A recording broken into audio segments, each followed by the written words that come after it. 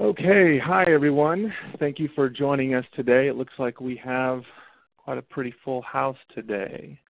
My name is Craig Rector. I'll be moderating the webinar, so if you have any questions for me as the speakers are talking, just put my name first and then ask me any questions, and I'll answer them as we go.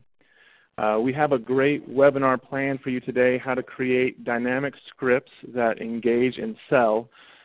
This particular topic is near and dear to my heart, and by our attendance I see that I'm not alone.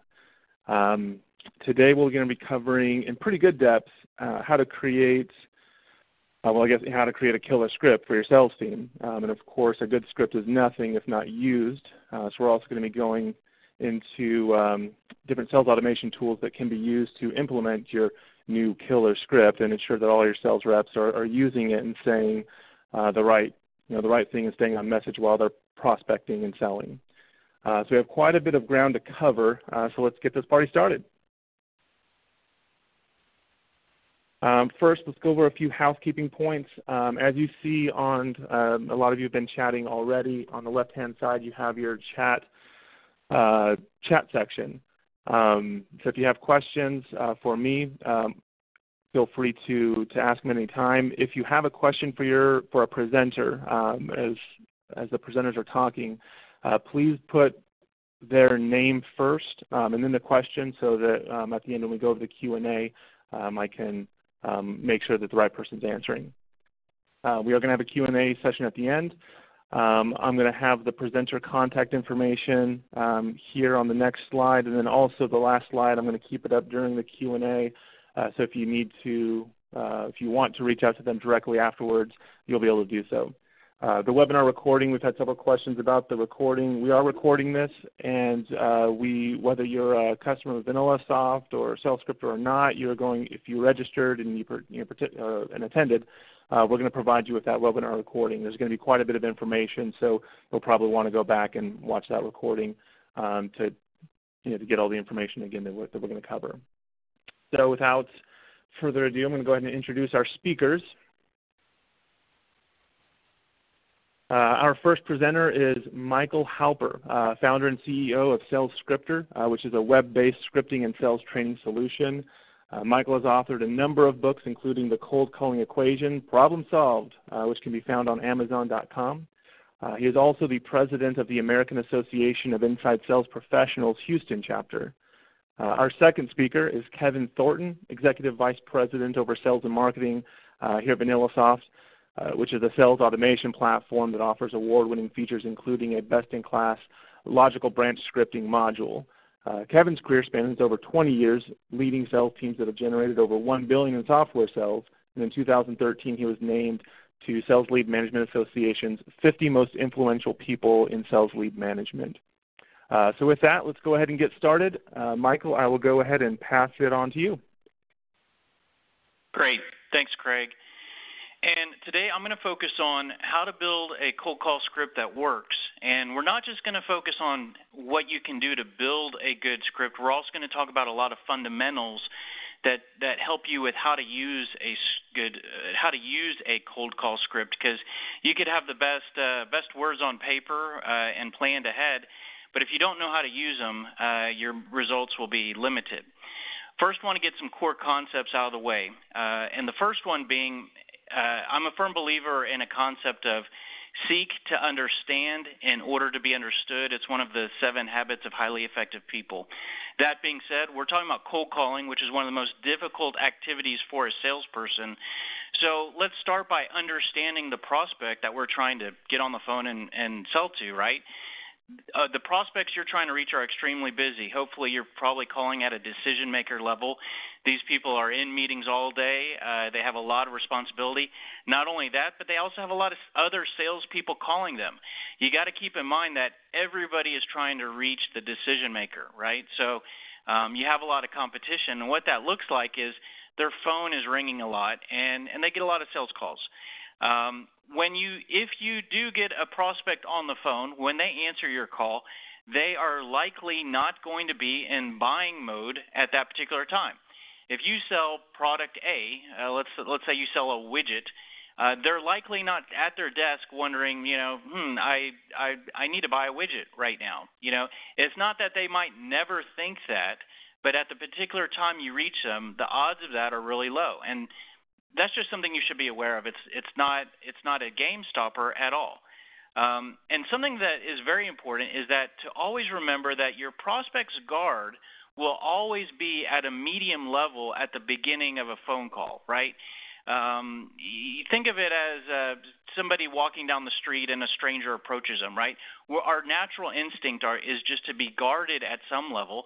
And so a prospect is going to be wondering, who is this stranger trying to call me and get me on the phone? And that thought in their head might actually be closely tied to, is this person a salesperson trying to sell to me, right? So everything you say and do will increase that or decrease that guardedness. And I would say do everything you can to decrease the guardedness or at least keep the guard at a medium level, because it's when you trigger that guardedness that prospects begin to shut down on you and you begin to face objection after objection. And one thing that you can do to decrease the guardedness or at least not trigger it is do everything you can to not sound like a salesperson. Now, if you're on this call, if you're making a cold call, you are a salesperson. And if you follow your natural instincts, everything you say is going to make you sound like a salesperson. You're going to either be talking about your product, you're going to be asking for a meeting. So there are some small steps you can take to not sound like a salesperson. If you're doing business-to-business calling, we all operate in the business world, and we work with external companies and external providers. So a prospect might know that you're an external business provider, and you might be trying to call to discuss business of some sort, but that's different than a pesky salesperson trying to call and sell something. So try to do that, and the scripts, the methodology that we're going to talk to you about here today is designed to be in line with that with some small changes. One of the big changes that I think everybody can make, and it's even something that I have to remind myself that can have a huge impact on your sales results when you're prospecting, is to focus on the right goal. What I mean by that is that we're either a business owner, we're a salesperson, we have a product we want to sell, we have a product that we make money on if we sell it, we have sales targets, we have quotas, we get in front of a prospect and it's sell, sell, sell, always be closing, right? Well, the thing is that you need to always be closing. I do agree with always be closing, but the close is not always selling the product, especially if you're on a cold call. A cold call isn't enough time to grab the prospect's attention, to build interest, and to really fully sell your product. Maybe sometimes if you have a very transactional product, but I think if you're probably on this webinar, you probably have something that can't be sold in 2 minutes to a prospect. So what we need to do is we need to focus on just our close, and our goal is to establish a conversation with the prospect. And if we focus on that, that might look like, if you look at the graphic on this slide to the left, to the right, the next step after our initial contact might be a meeting. It might be an appointment. It might be it can look a lot of different things. It might be a conversation at the same time as the cold call, but our goal is just to get to that conversation. When you realize that, that can impact your cold call script, because you can shift from trying to sell the product to just trying to establish the conversation. That's really important. If you look down at the lower half of this slide, you see some text in red. I'm going to touch on a lot of concepts here today in a very short period of time. So what I'm going to do is I'm going to point you in the direction of other content and training on these topics. Regarding this workflow in these images and the sales process, I actually have a full sales methodology training program. It's on YouTube. It's called Sales Prospecting 101, and there's a module that touches on this subject in more detail called Mapping Out Your Ideal Sales Process. Check it out. The other thing I want to focus on is this 80-20 rule. And 80-20 rule can mean a lot of different things in different contexts. But when you apply it to cold calling, spend 80% of the time talking about the prospect and only 20% on you. Most salespeople, if you follow your natural instincts, you're going to try to spend 80% talking about you so you can sell your product and build interest, right? But remember, we're just trying to get to a conversation. So shift towards putting more of the spotlight on the prospect.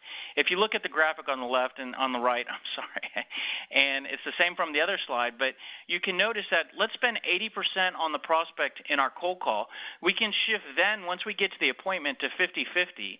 And then when we get to the meeting or the webinar or the event or whatever we're driving towards as a more significant event, a presentation, then we can spend 80% on us and then 20% on the prospect. I'm a firm believer in building rapport, and I think that people definitely buy from those they like. Not only do people buy from those they like, but it's easier to manage sales cycles when prospects like you. They give you more information, they answer your call, they take meetings from you. But many salespeople force rapport, and in your cold call script, I want you to decrease your traditional rapport building tactics. And the reason why is because those make you sound like a salesperson. One of the things that I try to do, or I try to teach a lot of people, is to remove the question of how are you doing today when you're talking to a complete stranger on the first phone call. It just sounds very salesy. Some people are married to that and they disagree with me, but I think that when I say, how are you doing today, it just makes me sound like a salesperson. So try to eliminate some of those traditional, rapport building tactics. Now, if you talk to someone at least one time, then you can ask them how they're doing. Meaning, I talk to someone for 2 minutes, I call them another week later, I at least know them, and I can say, how are you doing, or whatnot. But I try to get to business as quick as possible on a cold call and in my cold call script. This is another concept here about confirming availability that's fairly debated if you look out on the internet, and I always get people that challenge me on this. This is what I believe. Take whatever you want from this webinar that you agree with, and you can disregard anything you don't. I'm a firm believer in, if I'm calling someone, cold calling someone, I want to confirm that they're available for me to establish a quick call with them. Meaning, if you picture being in an office and you want to go talk to someone in the next office over at the company you work for, or whatever situation you're in, you won't go to the office next door and just walk in and sit down and just start talking to the person. Or if you do, you might want to think twice about that. What I would do is I would knock on the door, stick my head in, and say, hey, do you have a second, right? And then when I confirm that they do, then I might proceed and sit down. I think it's the same thing with a cold call. And so I always try to confirm that they're available. So the first thing I'll say when someone answers the phone is, hey, have I caught you in the middle of anything? And you're going to either get, no, I'm fine, or you're going to get a question of, well, what do you have? Or someone might say, no, I'm not available, and then I can respond with, oh, okay, well, I can be really brief, or I could call you back later on, or I can say, oh, okay, what would be a better time for me to reach you? Some people will say, don't give the prospect the opportunity to object to you with that objection. Don't give them the opportunity to shut you down. My belief is that if they're fighting a fire, that's not meaning there's someone in the office, they're in the middle of meeting, the computer system is down, whatever. You're not going to have their attention. So if you try to power through, that's not going to get you anywhere. And if you say, have I caught you in the middle of anything, and they say, no, I'm good, what do you have? You just bought yourself 2 to 5 minutes. And I like operating in a window where I've leased 2 to 5 minutes from that person that's on the other line. Yeah, I also don't say, are you busy right now? Because we can assume they're always busy. I don't say, do you have a minute? Because I want to take more than a minute. I either say, do you have a moment, or most time I say, have I caught you in the middle of anything? It also sounds very casual, like it doesn't sound salesy. It doesn't sound like it's something a salesperson would say. It sounds like something that might be already doing, a company that might already be doing business with the prospect, like a existing vendor might say.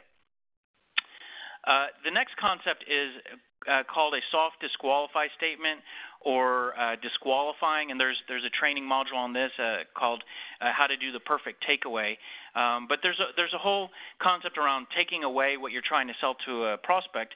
What I like doing in my cold call scripts is having a soft disqualify statement real early, and I'll use this really anytime I have someone on the phone. I'll do a soft disqualify statement, and it looks something like, hey, I'm not sure if we're a good fit for you or not, but the reason why I'm calling is blah, blah, blah. Or I'm not sure if you all need what we provide, but blah, blah, and then I continue with the call. One that I use a lot is I'll say, I'll question whether or not the person is the right person for me to speak with.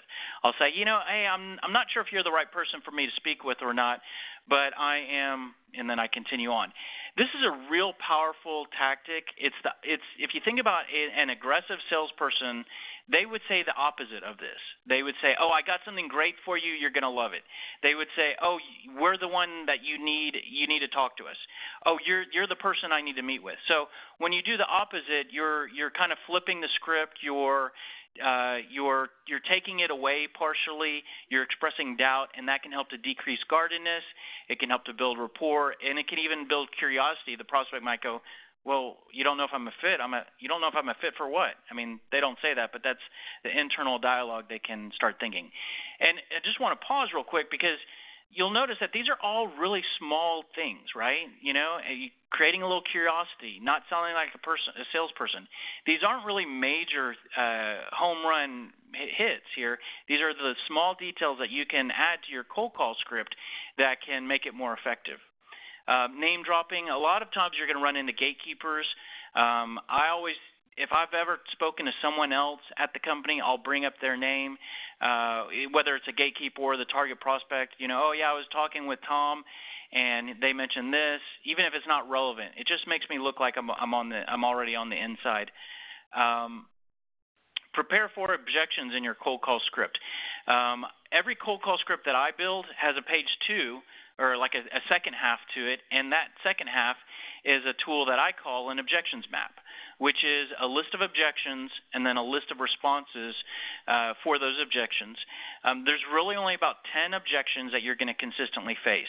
I'm not interested. What is this in regards to? Is this a sales call? Just send me some information. We're not interested. We don't have any budget. We're not looking at making any changes right now. We already use somebody. So I'm almost at the end of the list right there, just rambling through those. So you're going to face those. Well, develop some responses for those, and I do have a methodology. You can see the text at the bottom. We have a whole training module on how to get around objections. I'm a firm believer on cold calls. You don't want to resolve the objection. You want to just keep the call going and get around it. So be sure to check that out. Let's see here. Moving on, I want to just talk about kind of the format of a format that you can build your cold call script in, meaning the layout and how you build it. First, starting out talking about traditional call scripts. Most cold call scripts, and I get a lot of people that come to Sales Scripter needing help with building a cold call script. That's kind of what we do. And so I see a lot of previous cold call scripts that were put together, and they often look like this image here, which you can't really read it, but all you have to take away from the image is that it's typically a long document of paragraph after paragraph, right? And now you got to think about sometimes that's written by maybe a sales manager who knows what they're talking about, and they probably didn't have trouble going on and on.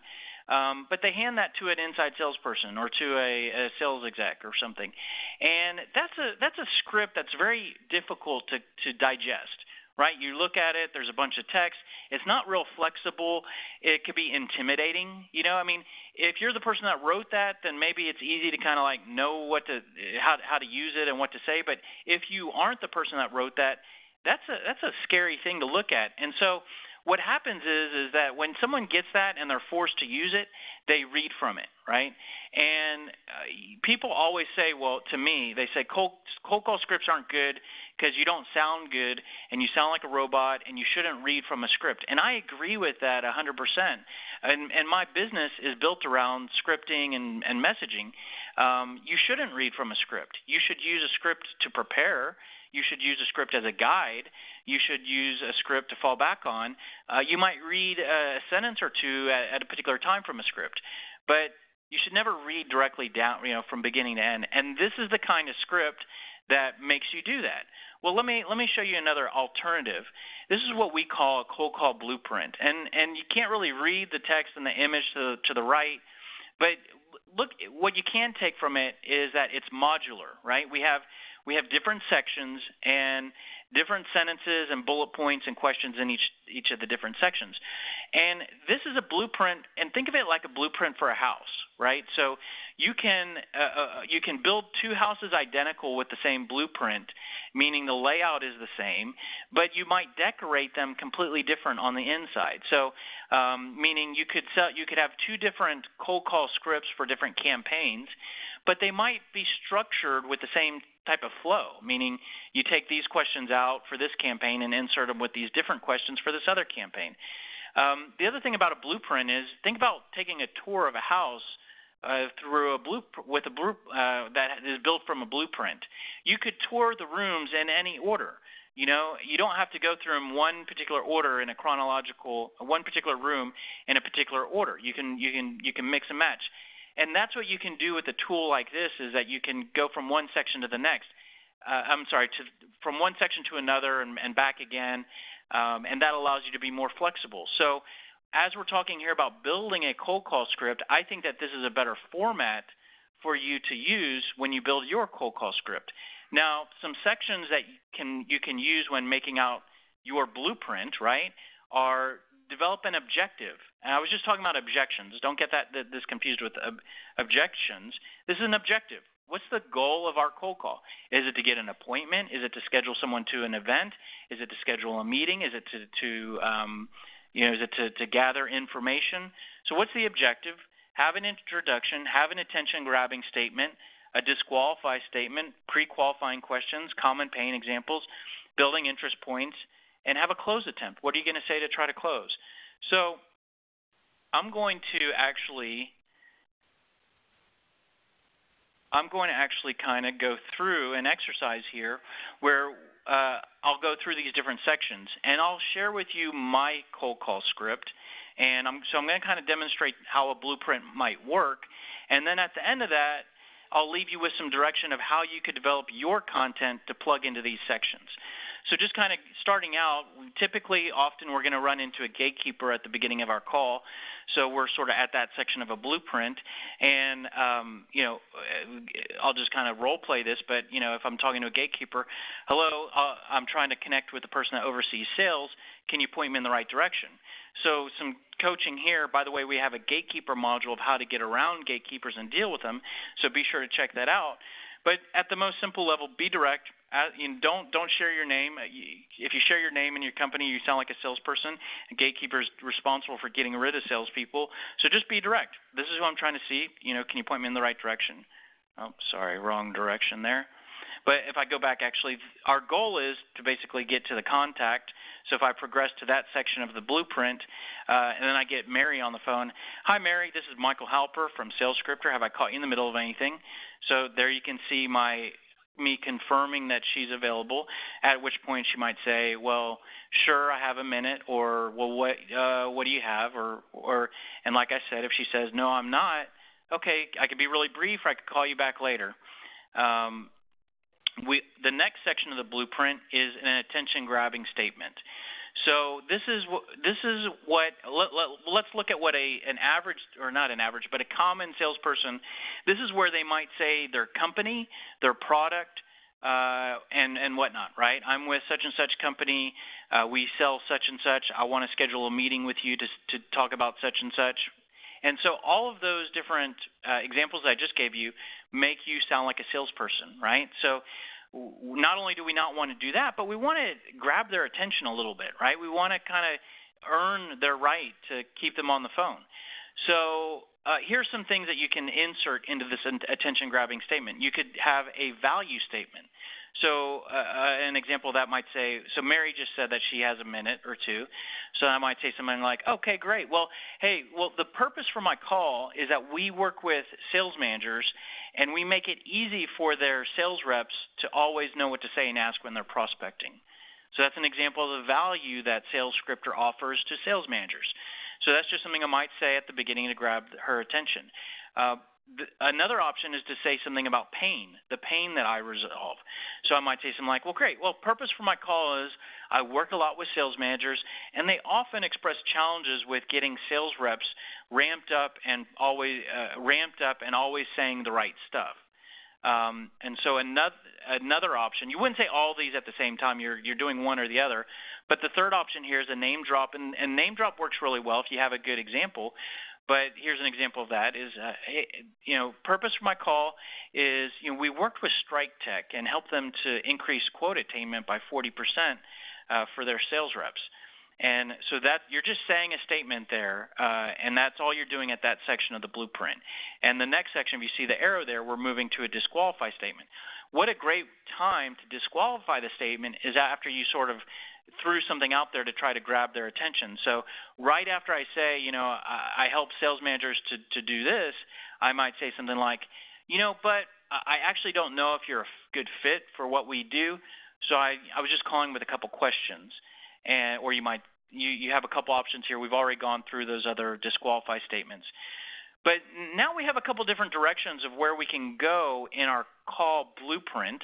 The three sections below, we have qualifying questions, we have common pain examples, and we have building interest points, meaning I could go from this disqualify statement and I could go to either of those. Again, this is an example of the flexibility of the blueprint, right? It just depends on your style, maybe it depends on how Mary answered the phone, or you could go straight through, right? I'm going to continue with this example going straight through, going next to the qualifying questions, but you could jump ahead and go to those others. So if I jump ahead, or I go ahead to the next section, we're at qualifying questions. So I just said, Mary, I don't know if you're a good fit for what we do, but if I could ask you real quick, do you feel like it's challenging to get new sales hires ramped up and performing? And so you see a couple other, these are what I call pre-qualifying questions, right? These are qualifying questions that are designed to identify if Mary has the problems that I can fix. Because if she doesn't, then she's not a prospect for me, and I'm going to have trouble getting her interest and whatnot. So you kind of have a couple different directions you could go inside of this section of the blueprint, meaning if I ask her question number one and she kind of like answers me with a lot of pain and that is a big problem. Let's say she says, yeah, it takes us about 6 months to get a new salesperson where they're on their own, and that's not good, right? I mean, really for any business, maybe some businesses it's okay, but when she says something like that, if you look down at the flow chart, there's an arrow that goes all the way down to the close. If she gives me something like as a ding, ding, ding moment, I could go for the close. And I could say, well, you know what, Mary, because you said that, I think we should probably put a few minutes on the calendar. Because you said six months. We actually typically can decrease new ramp-up time by 60%. So I don't know exactly what's causing that, but I'd like to learn more. And I'm calling you out of the blue, so can we put a call or meeting on the schedule for next week? So I went for the close there. But let's say Mary doesn't give us that great of an answer. We could either continue to ask our other qualifying questions, or we could progress to the pain points. So let's say we either ask a couple more qualifying questions and we still don't get a reason to go for the close. We progress to the next section of the blueprint, which is common pain points.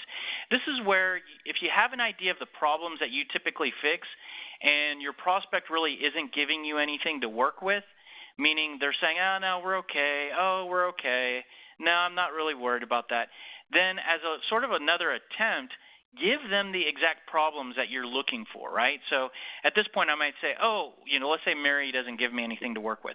Oh, I see. Well, you know what, Mary, when I talk with a lot of sales managers, I notice that they're often concerned that the length of time and difficulty associated with getting new sales resources trained and ramped up is too much. Sales resources aren't saying the right stuff. and they have too many underperforming sales resources. Are you concerned with any of those?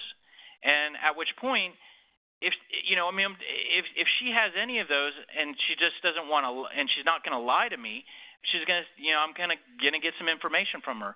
If she says, no, we're good in all those areas, and she's being in, either she just wants to get off the phone with me or they're good, then I tried, right?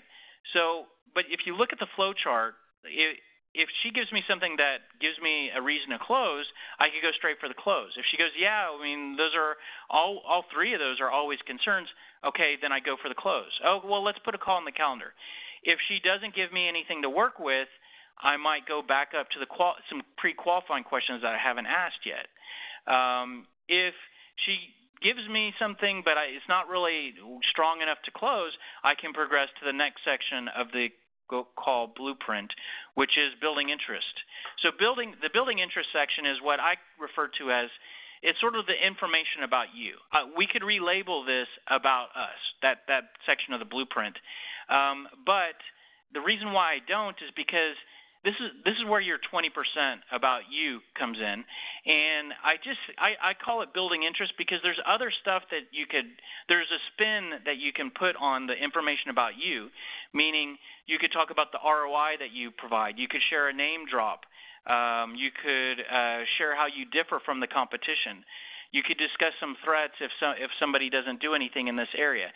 So, and you could share some details about your product. But what I do is I develop like a handful of silver bullet points that can be shared at this last part of the call to try to trigger interest and educate the prospect on who we are.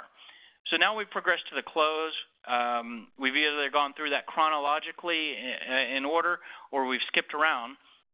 And there's three, in my cold call scripts that we produce, we provide 3 attempts: trial close, a soft close, and a hard close. If you're not able to close the prospect, you can go back up to the pain points or to the qualifying questions. Meaning, if you say, well, hey, can we put a meeting on the calendar next week? And the prospect says, well, maybe call me back in 3 months. Well, let's go back up to the pain. We could say, well, sure, Mary. I definitely can call you back in 3 months, but are you concerned at all about new hire ramp up time? If we haven't really touched on that yet, and if you are, I mean, is that causing you challenges today? Is that something that you can wait for? And you can go over some other pain points that might have been missed.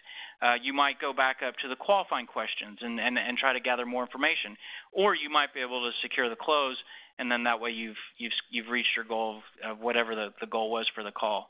So that is the call blueprint. Okay, what we're here today to talk about is building a cold call script, right? So you can use that framework to build your own cold call script. All you need to do is plug in your details into those sections, and that might help you to improve your results. What you need to do in order to fill in those sections is you need to kind of identify what your value statement is. We have a training module for that. Go to Sales Prospecting 101. Identify what pain points you help to fix. And one thing I'll tell you on pain points is that depending on who you talk to, your pain points and your value changes.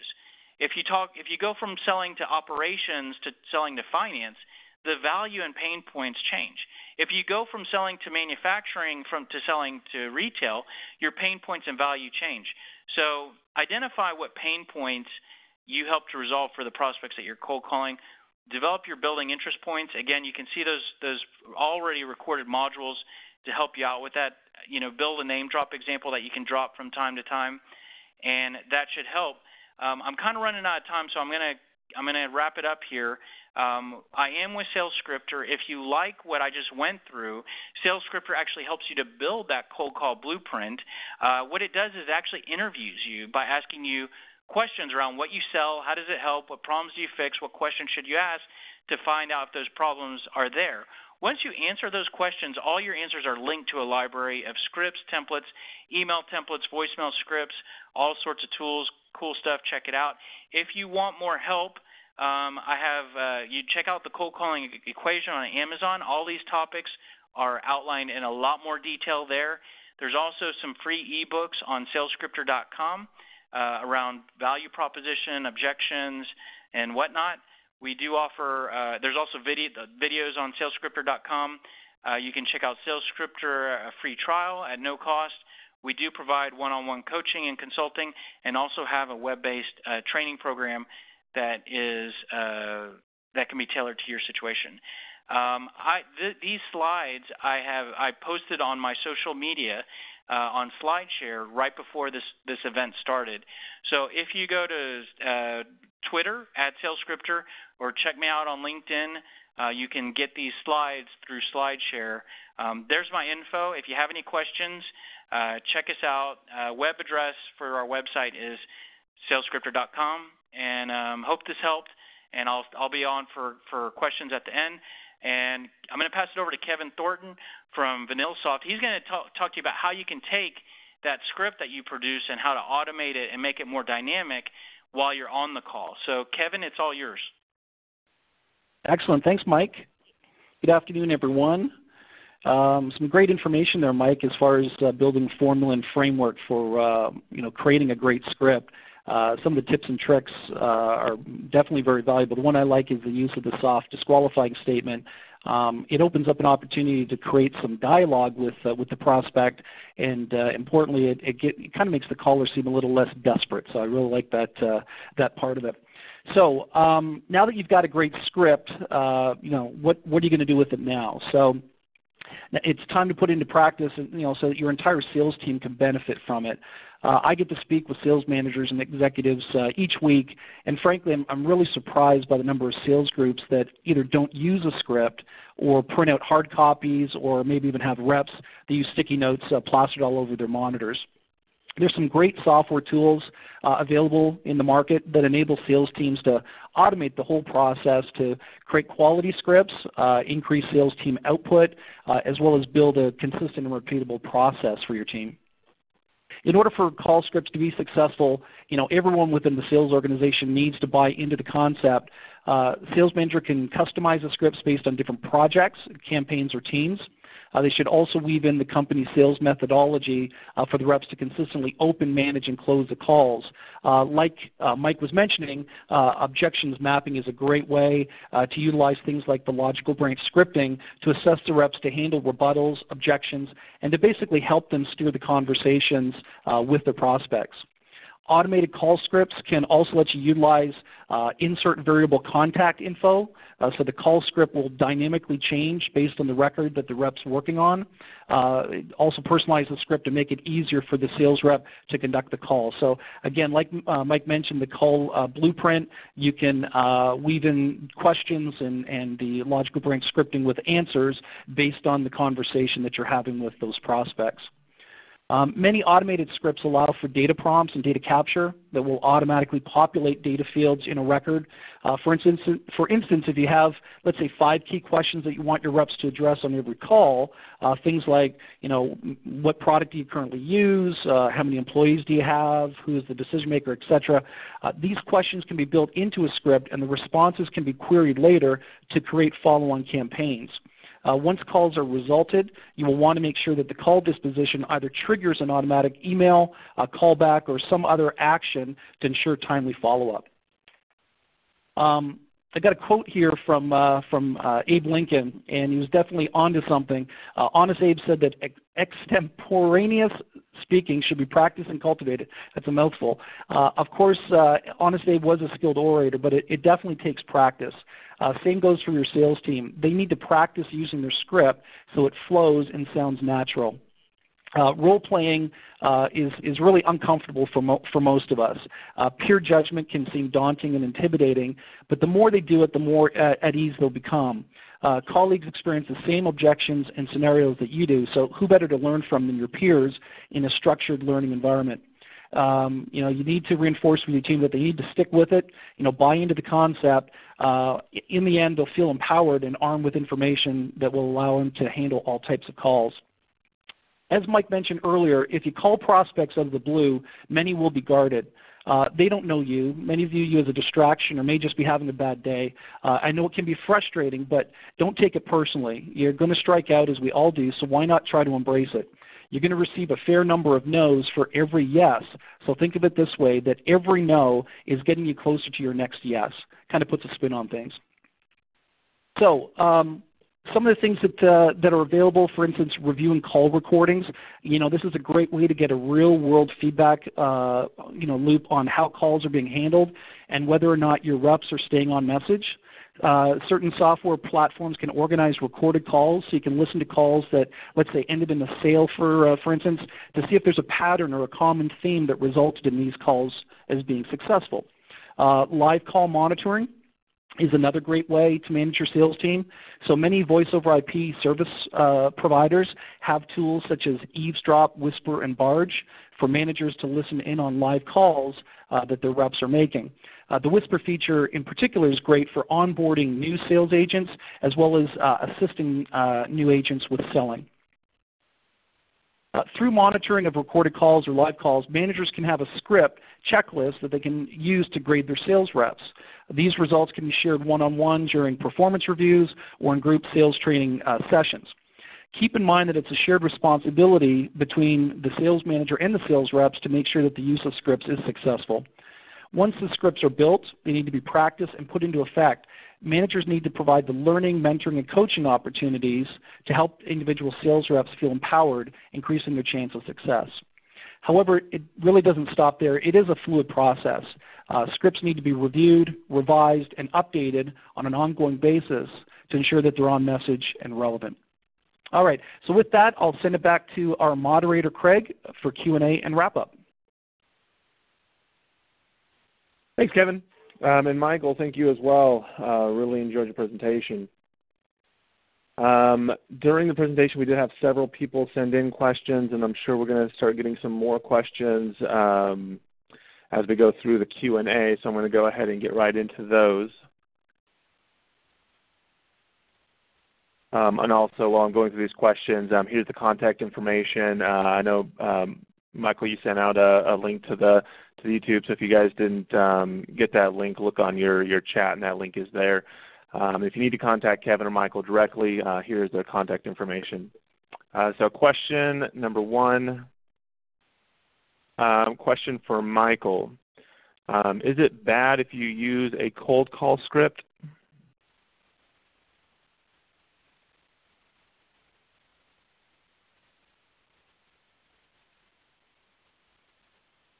Michael? Sorry, I was talking with mute on. Sorry about that. Yeah, people often ask or have this image that cold call scripts are a bad thing, right? They think that either A, if you use a cold call script, that you're either a junior level person, and if you're good, you don't need it. They think that it's only for inside sales. They think that it's a bad thing to use a script, that you sound worse if you use a script than if you did not. And it's my strong belief that all of that is false. Well, first of all, a cold call script is bad if you use it in the wrong way, meaning if you read from a script and sound like a robot and sound like you're reading, of course that is a bad thing. But if you use a cold call script as a tool to become prepared, to be more prepared, then it's a good thing and it will improve your results. With that being the case, there's nothing about being a junior level person or a inside salesperson versus outside salesperson that changes whether or not a cold call script is for you or will make you better. We all need to sort of have an outline of what we're going to ask and say. I'm a person, I make cold calls all the time for my business, and sometimes I get a little cocky and I haven't looked at my list of questions, and I start making calls, and I end up on a call where I wasn't laser focused and as effective as I should have been, and I kicked myself in the butt. And I'm a guy that's written books and developed software around scripting. So it can help everybody. The key is using scripts correctly. And it's not about being scripted, it's about being prepared.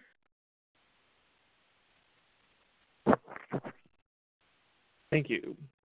Kevin, question for you. How can I guess I'll paraphrase this. How can I be sure if my sales reps are actually using the script and using it appropriately? Yeah, again, by utilizing things like the live call monitoring, as well as call recordings, doing some peer coaching, or even just having the sales manager do some assisted selling, sit beside the reps, make sure that they're following it. As Mike said, it's not a matter of reading off the script. There is a guide. It's information to help them be successful and really steer the conversations, overcome objections and rebuttals. So the sales manager really needs to be hands-on, needs to either listen in on the calls, have calls recorded so they can listen to later. I personally like the idea of a script checklist to make sure that they're following the open, manage, close processes. They're utilizing the company's sales methodology as well. But it will take work by the sales manager to make sure that they're active with each of their sales reps to make sure that they're following the script as presented. I've got another one for you, actually a couple more for you, Michael. I'll go do the first one. This one's not really a question. This came at the beginning, and so I don't know if you want to touch on it anymore. But he's asking about, I guess, a script for voicemail messages that get a call returned. Yeah, sure. I mean, this comes up a lot, which is developing scripts for voicemail. Or actually, the question is usually more around how do I get people to return my call, or should I be leaving voicemails? And I think the first part of that is you should script. You should definitely script your voicemail messages, and actually maybe even read directly from them, because we can easily just go on and start rambling and saying on a voicemail message. So as I just say but the thing is should we leave voicemail messages in today's world? And what I believe is people don't answer their phone. And if you're on this call and you've made any calls, you know that. And you get their voicemail a lot. And what we do is we teach to have some sort of call cadence, meaning I'm going to call and I'm going to hang up and I'm not going to leave a voicemail, but then sporadically or frequently I'm going to leave a voicemail message. And I think that's good for a couple things. One is it gives you a commercial space that you can deliver a message to the prospect. And if you design it right, maybe they might hear most of your message. So what I believe is your cold call script should be centered around, your call script should be centered around the value that you offer, the pain you resolve, and maybe some key questions. And maybe a name drop. And you can structure your voicemail messages in the same way. Have a message around the value that you offer. For example, I might leave a message that says, "Hi, Mary, this is Michael Halper from Sales Scripter. The reason why I'm calling you is that I work with sales managers and help them to shorten new hire ramp-up time. I don't know if that's something that you're concerned about. I'll try you again next week. If you want to reach me, my number is this." And I say my info and my name again. So I didn't say anything about my company, or I didn't say anything about my products. I really focused on my value. You can do the same message by focusing on the pain points that you fix. You can leave in a voicemail message, you can say something around, "Yeah, we worked with this company and helped them to achieve this result. I don't know if that's something that you're interested in. I'll try you again next week and hopefully we can discuss." So again, there's a voicemail message for where you're talking about a name drop. So what I would, once you create your call script, you can then take pieces and use those in your voicemail messages. And you can create like voicemail message number 1, 2, and 3. And this way, so you have 3 different versions, and when you're calling a prospect, let's say you might call them 5 to 10 times and hang up, then you leave them voicemail message number 1. And oh, by the way, then send them an email that is paired with voicemail message number 1. So the email says something like, I just left you a voicemail. I'm reaching out to you because we worked with such and such company and we did this. And so then you're hitting them with an email. If they don't reply, then you're going to call them 5 to 10 times again with hanging up, and then you leave them voicemail message number 2, voicemail follow-up email number 2, and then you continue on again. So those are some of the ways that you can use the different forms of communication and use them with a very strong message and improve your ability to get the prospect on the phone. Great, thank you, Michael. And it sounds like as you were describing that voicemail, there's kind of a hyphenated version of that target prospect introduction, attention-grabbing statement, and disqualifying statement, and so on. Like you're kind of bundling that all together in that voicemail. Yeah. I mean, you basically are taking pieces of the blueprint and sticking them into a voicemail message. Yeah. There was, I guess, a flood of several questions around emailing. This is actually for both Kevin and Michael. Kevin, if you want to go ahead and answer first, but it's how do you feel about emailing? How do I use cold emailing in combination with cold calling? So in general, let's just talk about emailing in the cold calling process. Yeah, I'll start. Calling and emailing is great. Combination. These days, as Michael said, people's inboxes are getting pounded with requests, and so oftentimes it takes over 7 to 10 tries to actually get in touch with someone. So if you can call, leave messages occasionally, send email. The other thing is that in many times when you've got multiple salespeople trying to contact you, everyone's trying to look for something. They're trying to take from you. They're trying to take time away. I like the idea of actually giving something. So when you send an email, actually, hey, I know you're extremely busy, but as a director of inside sales, I've got a new white paper or some sort of content that we have that we've shared with other inside sales leaders that have found it effective. I wanted to send you the link to that, or I wanted to send you the white paper directly. In many cases, when you're using an email system where you can identify once those emails have been opened, sometimes you can have those trigger inside your CRM or your lead management system to see that that has been opened, so at least there's some interest. And that can help you identify that there may be some, that the person is a little bit engaged. They're just not ready to talk to you yet, but it can prompt a follow-up call as well. So using both email and calling in tandem is a good thing. You just have to stay at it because, again, it may take you 7 to 10 attempts to actually get in touch with the person live.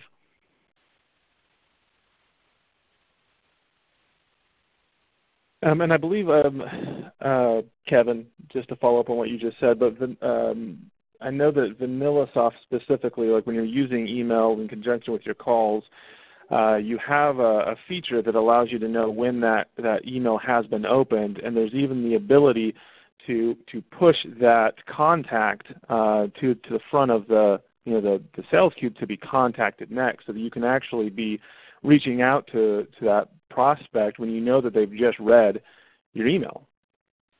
That's correct. You can also set up different email templates. So like Mike was saying, where you may have call 1, call 2, call 3, you can have email 1, email 2, email 3, so you can use those in tandem. Once the reps click on that email template, it will auto-populate, and the message is, the message is there for them. They can just update it, edit as needed, send it out, and that way all of the information is contained in the record. All right, Michael? Yeah, I mean, I'm sorry, I was responding to a question in the chat window. Are we talking about cold emailing and if that works still? Correct. I want to be sure to answer the right question. So one thing that Kevin mentioned I will agree with that. I mean, it's tough to get – I think the biggest challenge that you have as a salesperson is improving your connect rate. It's just hard to get prospects on the phone and to connect with them, right? I mean, you can have the best product, you can have the best script, but if you can't get the prospect on the phone or can't get a meeting with them, then it doesn't do you any good, right? So how are you going to improve that connect rate? And 30 years ago, the only tool that was available was the phone. In today's world, you have a lot of different ways to communicate with prospects, and so some people say, does cold calling still work? And I say it should be one of the clubs in your bag, in your golf bag. It should be one of the tools in your kit, whatever cliche you want to use. And so email is another tool. And so using calling and emailing, cold emailing together is really it's what you have to do, and it works. You also can add in social media in there and other forms of marketing. But cold emailing, I'm a big proponent of cold emailing. What I actually hate, and I actually published a blog on LinkedIn about this today, is that I hate it when I connect with someone on LinkedIn and then they send me a cold email talking about their product and all the features, and they want to schedule a meeting with me to talk about it, right? There's a proper way to cold email, and I think it's just similar to your cold call. Just as you want to make your cold call about the prospect by talking about value, and how you can help them, about their problems, and questions about them, make your emails about the prospect. So send an email that focuses on the pain that you fix. When you talk about the problems that you fix, you're talking more about them than about you. And so I'm a firm believer in sometimes sending an email to a prospect that I've never called and then following up a few days later with a phone call. I might hang up on their voicemail a couple times, then I might leave them a voicemail, then I follow up the voicemail with an email, then I try to connect with them through LinkedIn. I might send them an email through LinkedIn. So you're kind of trying to surround them. And I'll just kind of leave it there because I can just keep going. No, this is being recorded. It's good stuff. The questions just keep coming in. I'm seeing that a lot of people are having issues with audio all of a sudden, so I don't know if there's any technical difficulties. We're going to answer a bunch of these questions via email directly. I'm going to keep going with some of these questions for those that can hear, because there's just some really good questions, and so I'd like to get them answered. I'm going to go back up to this question from Stuart. How do you get past the gatekeeper? How do you get to the correct person to build the rapport with? I believe that would be you, Michael, yeah. Okay, yeah. The first thing I'll say is I have a module on Sales Prospecting 101 on YouTube on gatekeepers alone. I think it might be 40 minutes long. There are some key things you can do to a gatekeeper. With a gatekeeper, you don't want to sound like a salesperson. Most importantly, which I talked about earlier, a gatekeeper's objective often is don't let salespeople in. So they actually get in trouble if you get past them. So as soon as you sound like you're trying to schedule a meeting. And so one thing that gatekeepers will always say, it's their number one tactic, is they'll say, what is this call in regards to? And when they're saying that, they're looking for you to say something that labels you as a salesperson. So if you were to honestly answer, what's this cold call in regards to, what would you say? You would say, well, I'm calling to schedule a meeting. I'm calling to find out if you guys have any need for our services and whatnot, right? Anytime you say a direct, honest answer to that question, they're going to go, oh, we're fine, we're not interested. And they will know that it's okay to get rid of you, because they don't always know 100% whether it's okay to just flat out get rid of you. So I always respond to what is this in regards to with my value statement. So a gatekeeper says, what is this in regards to? I always say, oh, well, the reason why I'm calling is we help sales managers to decrease sales staff turnover. And what that does is it doesn't necessarily tell the gatekeeper, oh, let this person in. She won't say, oh, let me put you on the calendar, right? But it doesn't tell, and I say her, there's a lot of male gatekeepers too. I'm bad about that. But it doesn't tell them, salesperson, get rid of them, right? It's kind of confusing. It's like a curveball. And and the other thing is that when you say your value, it's hard for them to say they don't need it, right? If you say, I sell automation software. Oh yeah, we have everything automated already. We don't need that, right? But if you say I decrease sales staff turnover, or if I improve the performance of sales reps, it's hard for them to say, oh well, we don't need any improvement in sales, right? Because everybody needs sales. Right? I mean, the value that you offer typically is something that everybody will want. So that's important. And then just to name drop is a big key with gatekeepers, because they want to know, are you an outsider trying to get in, or are you somebody that we're already doing business with? And if you name drop, it sounds like you're sort of an existing vendor. You're not so much an outsider. They're not going to get in as much trouble if they pass you through. So those are probably two big takeaways. Kevin, question for you, and it says, Glenn, can the output from SalesScripter electronically upload into VanillaSoft? Yeah. So any of the information that you have in SalesScripter can be transported into VanillaSoft, into our logical brain scripting module. Okay. I believe that Kevin, or Michael, this would be a question for you. How much time would you allow between cold calls with no contact? That's a good question. It can depend on who you're calling, but I'll tell you the biggest factor that it depends on is whether you leave a voicemail message or not. And this is one reason why I said earlier that I won't leave a message 5 to 10 attempts, because if I call you today, this morning, and I get your voicemail and I hang up, you know what? I could call you this afternoon. I could call you a couple times this afternoon, because I'm operating under the impression that you weren't in your office and you don't know that I called, so I'm going to keep calling you back because I want to get a hold of you. But if I leave you a voicemail message this morning, I need to wait. I need to wait a certain amount of time, because I'm going to look too needy. I'm going to look aggressive. I'm not going to make a good impression. And how much time I need to wait, it could depend. Sometimes it's a couple days. Sometimes it's a week. I think a week is enough to wait. You don't need to worry.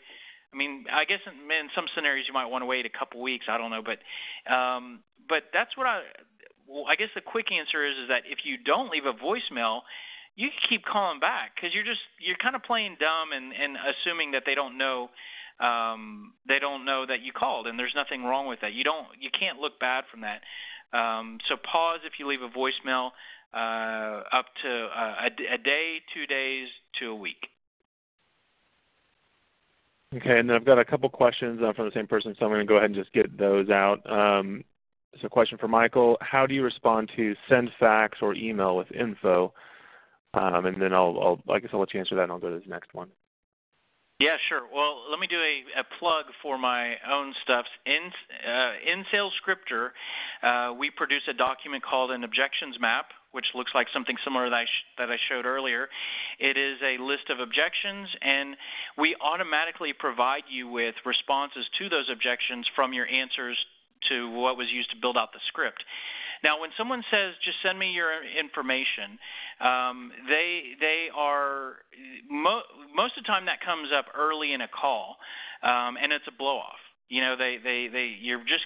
They're hearing the beginning of your pitch, really, and they say, oh, yeah, just send me your information and we'll take a look at it.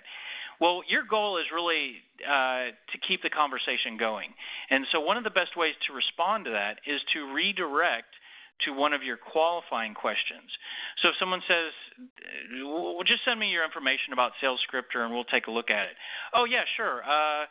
So that I know exactly what to send to you, Mary, let me ask you a quick question. How big is your sales organization? How often are you bringing on new salespeople? I can ask her a few questions, and when she answers those questions, I can then follow on with more questions. Maybe one of her answers to those questions shows me that she has some pain, and I can go, oh, you know what? I tell you what, we need to talk.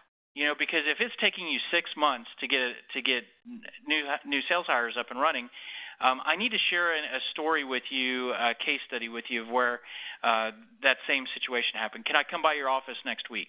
And so what I did there is she said, send me your information. I redirected to some questions. The questions uncovered some pain, and I went for the close. And does that work every time? No, it doesn't work every time. I can tell you right now it doesn't work every time. But it's better than her getting rid of me in a blow-off way.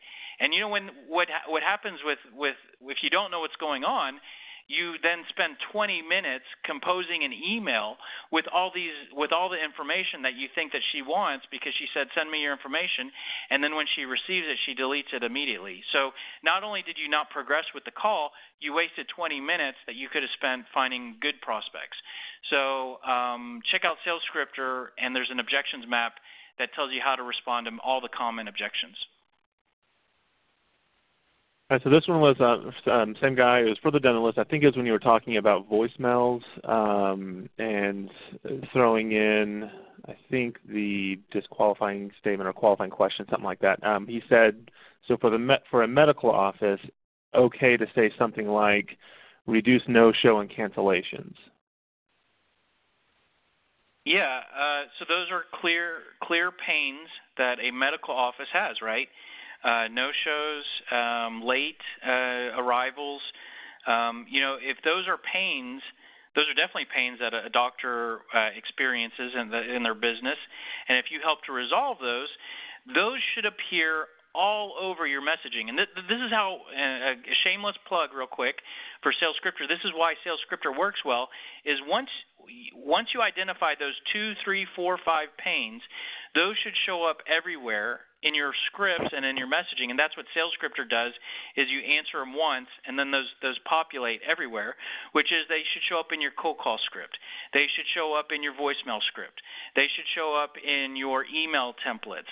You could write blog posts about those pain points, and I can just go on and on. So you could leave voicemail messages saying, hey, the reason why I'm calling is I work with doctors' offices, and they're always concerned about no-shows, lates, and then whatever else you help to fix. And I don't know if you guys are concerned about those, but that's why I'm calling.